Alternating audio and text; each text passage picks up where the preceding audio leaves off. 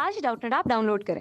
Doubtnut पर अपने सभी गणित, रसायन विज्ञान, भौतिक विज्ञान और जीव विज्ञान के डाउट्स का करो सफाया। बस प्रश्न की फोटो खींचो, एक ही प्रश्न को क्रॉप करो और तुरंत वीडियो सोल्यूशन पाओ। अभी डाउनलोड करें। नमस्कार दोस्तों, हमारा प्रश्न है कि बर्फ का पिघलना, पानी का उबलना, नमक और चीनी का पानी में घुलना या फिर बल्ब का जलना किस तरह का परिवर्तन है, ये हमें बताना है।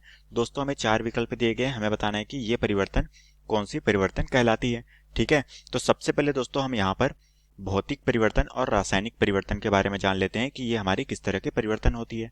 ठीक है, तो दोस्तों हम जानते हैं यहाँ पर किसके बारे में, भौतिक परिवर्तन के बारे में, भौतिक परिवर्तन और साथ में रासायनिक परिवर्तन के बारे में यहाँ पर जानते हैं। ठीक है, तो दोस्तों हम जानते हैं इन दोनों में मुख्य अंतर क्या होता है। दोस्तों, इन दोनों परिवर्तन में जो मुख्य अंतर होता है वो उनके भौतिक गुणों में होता है। ठीक है, तो दोस्तों जो हमारा भौतिक परिवर्तन होता है इसे हम जानते हैं कि यहाँ जब भी किसी भी पदार्थ पे, जब उसके अवस्था पे, ठीक है, या फिर हम कह सकते हैं कि उसके रंग पर, या फिर हम कह सकते हैं कि उसके गंध पर, इन सभी में अगर परिवर्तन होता है तो वो हमारा क्या परिवर्तन होता है, वो दोस्तों हमारा भौतिक परिवर्तन कहलाता है। और साथ ही दोस्तों हम कह सकते हैं कि जब भी हमारे परिवर्तन का कारण अगर हम हटा दें तो वो क्या होता है, पुनः वह प्रारंभिक पदार्थ प्राप्त हो जाता है। तो हम कह सकते हैं कि जब भी हम उसमें परिवर्तन को हटाते हैं तो हमें क्या होता है, पुनः वह प्राप्त हो जाता है। ठीक है, तो पुनः वह पदार्थ हमें प्राप्त हो जाता है। जबकि दोस्तों हमारी जो रासायनिक अभिक्रिया होती है उसमें ऐसा संपन्न नहीं होता है। तो दोस्तों हमारी जो रासायनिक अभिक्रिया होती है उसमें क्या होता है, इसमें दोस्तों हमारे रासायनिक गुणों में या फिर संगठन में भिन्नता आती है, जिसके कारण से जब भी हम इसमें, जिस कारण से हमारा रासायनिक परिवर्तन हुआ है, इसके कारण को हम हटाते हैं, कारण को हटाने पर यह पुनः अवस्था में वापस नहीं आ पाता। ठीक है, पुनः प्रारंभिक अवस्था पे, तो हम कह सकते हैं पुनः प्रारंभिक अवस्था में वापस नहीं आता है। ठीक है, मतलब कि हमने अगर एक बार उत्पाद बना लिया तो हम अभिकारक उससे प्राप्त नहीं कर सकते। ठीक है, तो ये होती है हमारी रासायनिक परिवर्तन। अब दोस्तों हम अपने देखते हैं कि हमें कथन कौन कौन से दिए गए हैं। सबसे पहला कथन दिया गया है दोस्तों हमें बर्फ का पिघलना।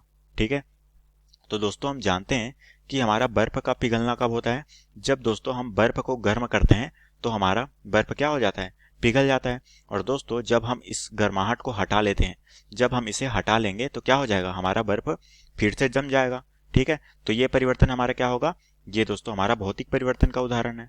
ठीक है, तो हम कह सकते हैं कि ये हमारा भौतिक परिवर्तन का उदाहरण है। ठीक है, उसी तरीके से हम अपना दूसरा कथन देखते हैं जो कि हमें क्या दिया गया है, हमें यहाँ पर दिया गया है कि पानी का उबलना। तो दोस्तों हम जानते हैं कि पानी का उबलना क्या है, पानी का उबलना। ठीक है, तो दोस्तों जब हम पानी को गर्म करते हैं तो वो क्या होती है, उबलती है। और दोस्तों जब हम उसे गर्म करना बंद कर देते हैं तो वो क्या हो जाती है, वो दोस्तों उबलना बंद हो जाती है। तो हम कह सकते हैं कि गर्म करने पर क्या होती है, हमारी पानी उबलती है, जो कि हमारी है यहाँ पर भौतिक गुण होती है। ठीक है, तो हम यहाँ पर क्या होगा, यहाँ पर हमें भौतिक परिवर्तन देखने को मिलेगा।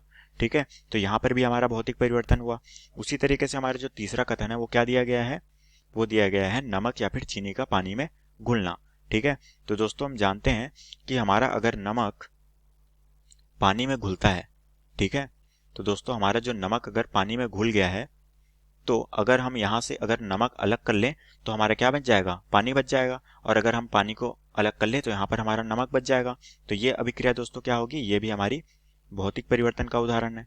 ठीक है, भौतिक परिवर्तन का उदाहरण है, क्योंकि यहाँ पर इसमें किसमें परिवर्तन हो रहा है, यहाँ पर इसकी अवस्था में परिवर्तन देखने को मिल रही है।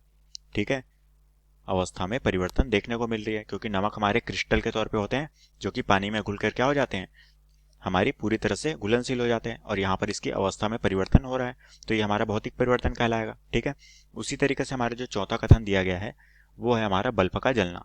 ठीक है, तो दोस्तों हम हमारी जो बल्ब कब जब जलती है, बल्ब का जलना, तो दोस्तों हमारी जब बर्फ जलती है जब हम उसमें विद्युत प्रवाहित करते हैं। ठीक है, तो जब हम उसमें विद्युत प्रवाहित करते हैं तो हमारी क्या होती है, बर्फ जल जाता है। और दोस्तों जब हम उसमें विद्युत प्रवाहित नहीं करते हैं तो क्या हो जाता है, जल बुझ जाता है, मतलब कि वो प्रारंभिक अवस्था में वापस आ जाता है। तो इसमें यहाँ हमारे क्या परिवर्तन हो रहा है, इसमें इसके भौतिक गुण में परिवर्तन हो रहा है।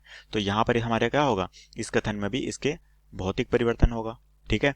तो उस तरह से दोस्तों हम कह सकते हैं कि हमारे जितने भी कथन दिए गए थे सभी पे क्या हो रहा है, भौतिक परिवर्तन यहाँ पर संपन्न हो रहा है। ठीक है। तो दोस्तों यहाँ पर हमारा उत्तर क्या हो जाएगा, यहाँ पर दोस्तों हमारा जो ऑप्शन ए है जो कि है भौतिक, ये हमारे प्रश्न का बिल्कुल सही उत्तर है, क्योंकि हमारे सारे कथनों में भौतिक परिवर्तन हो रहे हैं जो कि उसके अवस्था, रंग और गंध में परिवर्तन को दिखा रहा है। तो दोस्तों हमारा जो ऑप्शन ए है ये हमारे प्रश्न का बिल्कुल सही उत्तर हो जाएगा। ठीक है। तो आशा करता हूँ दोस्तों आपको ये प्रश्न समझ आया होगा। धन्यवाद। कक्षा 6ठी से 12वीं से लेकर नीट, आईआईटी, जेई वो एडवांस के लेवल तक 1 करोड़ से ज्यादा छात्रों का भरोसा।